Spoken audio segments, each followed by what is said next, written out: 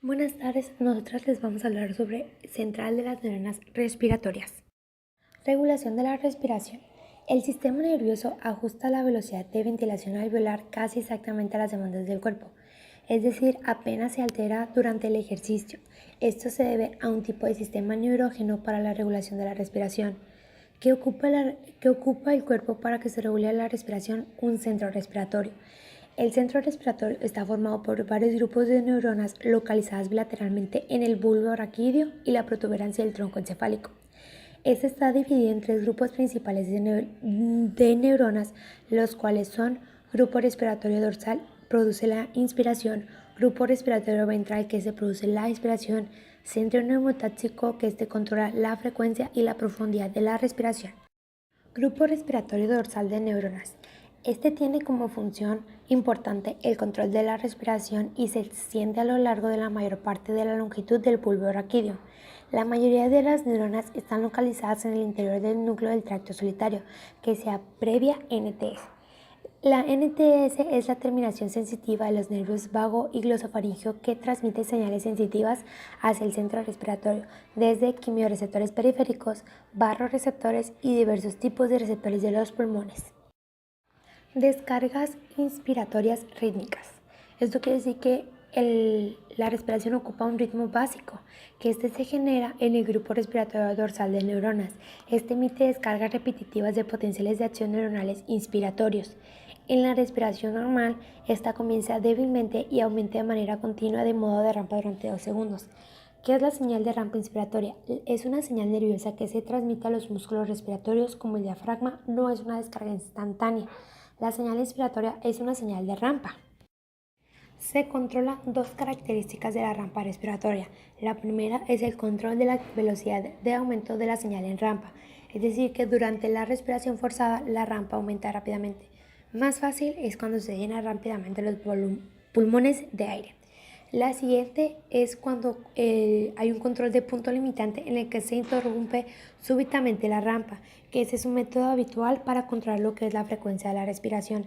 Cuanto antes se interrumpa la rampa, menor será la duración de la inspiración. El centro neumotáxico. El centro neumotáxico está ubicado dorsalmente en el núcleo parabraquial de la parte superior de la protuberancia. Este tiene lo que es un efecto principal, que es controlar el punto de desconexión de la rampa inspiratoria. Su función es limitar la inspiración. Tiene también lo que es un efecto secundario, que es aumentar la frecuencia de la respiración. Transmite señales hacia la zona inspiratoria. Este tiene dos tipos de señal, una señal intensa y una señal débil. La señal intensa es una inspiración que dura aproximadamente 0.5 segundos y la señal débil una inspiración dura aproximadamente 5 segundos. Grupo respiratorio ventral de las neuronas. Se encuentra en el núcleo ambiguo rostralmente y en el núcleo retroambiguo caudalmente. La función de este grupo neuronal es que las neuronas permanecen inactivas durante la respiración normal.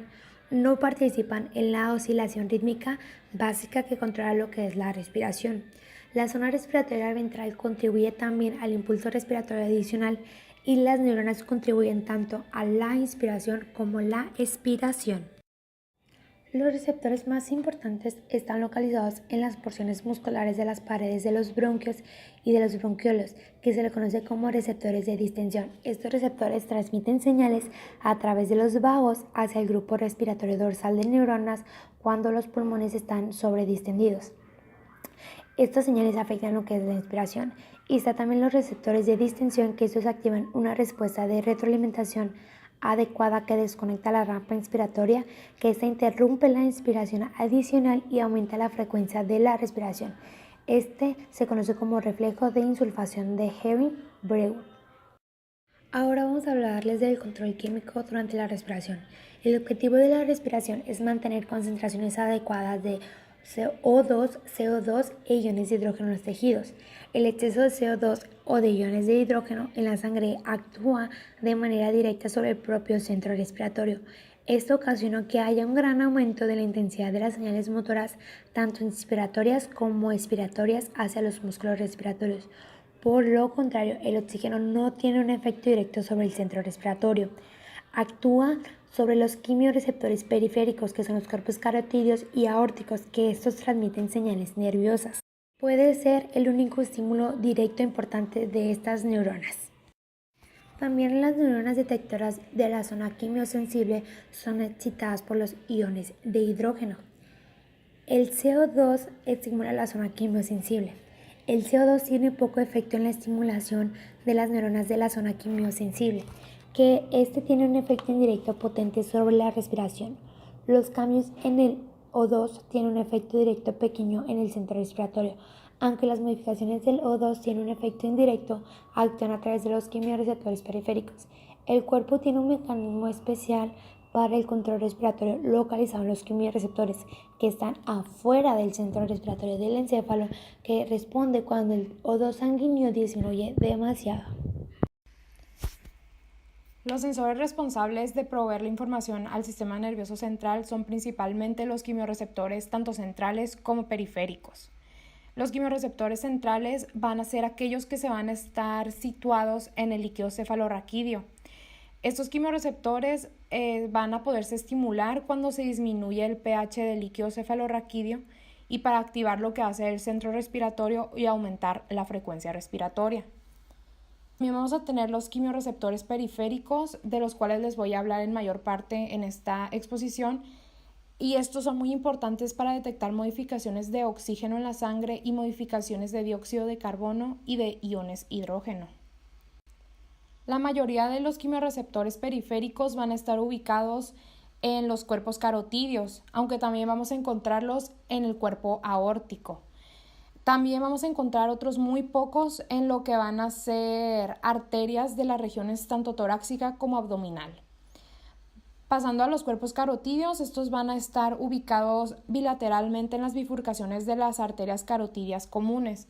Sus fibras aferentes pasan a través de lo que van a ser los nervios de Hering hacia los nervios glosofaringeos y posteriormente van a poder llegar a lo que va a ser la zona respiratoria dorsal del bulbo raquídeo.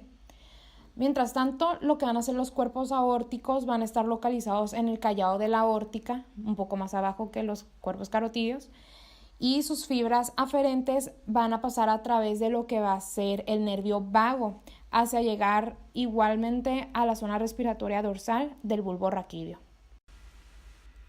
Aparte de los quimiorreceptores, tanto centrales como periféricos, de los cuales ya les hablé, vamos a tener otros sensores que van a influir en la respiración, tales como los que son los receptores del estiramiento, que estos van a estar estimulados por la distensión pulmonar, generando una disminución de la frecuencia respiratoria por el incremento de un tiempo respiratorio.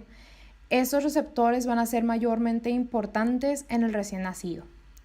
Otros son los mecanorreceptores, que envían impulsos a los centros respiratorios para incrementar la ventilación.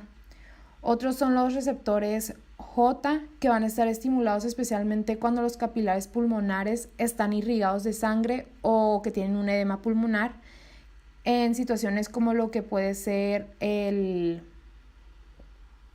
situaciones como lo que es la insuficiencia cardíaca congestiva, y su excitación puede producir lo que es disnea. También vamos a tener lo que son los vasoreceptores arteriales, que estos van a responder al incremento en la presión arterial, produciendo lo que va a ser una hipoventilación o apnea. De igual forma, también puede producir lo que es una hipotensión, que daría una hiperventilación.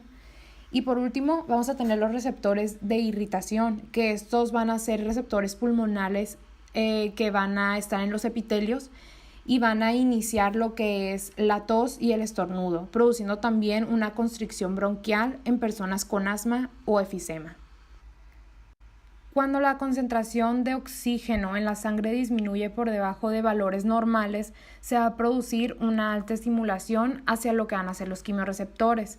Por ejemplo, en esta gráfica podemos ver que cuando más baja lo que es la presión parcial de oxígeno, en específico cuando baja a valores de lo que van a ser 60 a 30 milímetros de mercurio, se produce un impulso nervioso muy elevado. Aunque aún se desconoce el porqué de que una presión parcial de oxígeno baja estimula los cuerpos carotídeos y aórticos, Se sabe que estos cuerpos van a tener muchas células glómicas, de las cuales tienen un aspecto glandular. Evidencias actuales nos pueden confirmar que estas células glómicas actúan como si fueran quimiorreceptores para después estimular las terminaciones nerviosas. Pero entonces, ¿cómo le hace la célula para hacer todo esto? Lo que pasa es que cuando el valor de la presión parcial de oxígeno arterial disminuye por debajo de lo que van a ser 60 micrómetros de mercurio, los canales de potasio se van a cerrar. Esto va a provocar una despolarización de la célula, lo cual va a hacer que los canales de calcio se abran y que haya un aumento de iones calcio citosólicos, lo cual va a estimular la liberación de transmisores como lo que es acetilcolina y el ATP, siendo el ATP uno de los más importantes, que van a activar a las vías aferentes para emitir señales al sistema nervioso central y por fin estimular a la respiración. Cuando los alpinistas ascienden una montaña lentamente en un periodo de días y no en un periodo de unas cuantas horas, ellos se han podido fijar que respiran sin problemas y por lo tanto pueden soportar valores normales de oxígeno menores que cuando la suben rápido en un periodo de horas.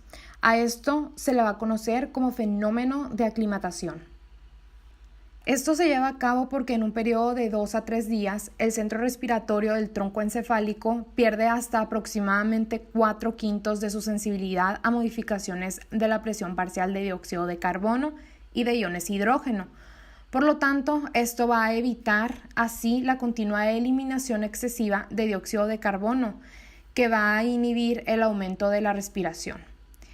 El oxígeno bajo puede activar el aparato respiratorio hasta un nivel mayor de ventilación alveolar que en condiciones agudas. Condiciones agudas se viene refiriendo a lo que va a ser un contacto a lo largo de un día como máximo. A una diferencia de un aumento del 70% de la ventilación que podría producirse después de una exposición menor a un día de tener un contacto con oxígeno bajo, se va a producir un aumento alveolar de 400 hasta 500% después de 2 a 3 días de oxígeno bajo, lo cual pues va a ser una gran diferencia de aporte de oxígeno para un alpinista. Durante el ejercicio intenso, el consumo de oxígeno y la formación de dióxido de carbono pueden aumentar hasta 20 veces. En la siguiente gráfica podemos observar cómo en un deportista sano la ventilación alveolar habitualmente aumenta igual al número del consumo de oxígeno. Mientras tanto, vamos a tener que la presión parcial de oxígeno, la presión parcial de dióxido de carbono y el pH en sangre arterial se van a mantener casi exactamente normales. Entonces, la ventilación intensa durante el ejercicio se piensa que se produce cuando el encéfalo manda impulsos motores a los músculos que realizan el ejercicio. Estos impulsos a su vez van a transmitir al mismo tiempo impulsos colaterales al tronco encefálico para excitar al centro respiratorio. Esta acción es análoga a la estimulación del centro vasomotor del tronco encefálico durante el ejercicio, que va a producir un aumento simultáneo de la presión arterial. Cuando una persona comienza a ejercitarse, gran parte del aumento total de ventilación comienza rápidamente cuando se inicia el ejercicio. Esto es porque ocupa hacerlo antes de que se modifiquen las sustancias químicas en la sangre. Es muy probable que el aumento de la respiración se deba a señales neurógenas que se transmiten directamente hacia el centro respiratorio del tronco encefálico, al mismo tiempo que las señales se dirigen hacia los músculos del cuerpo para ocasionar la contracción muscular.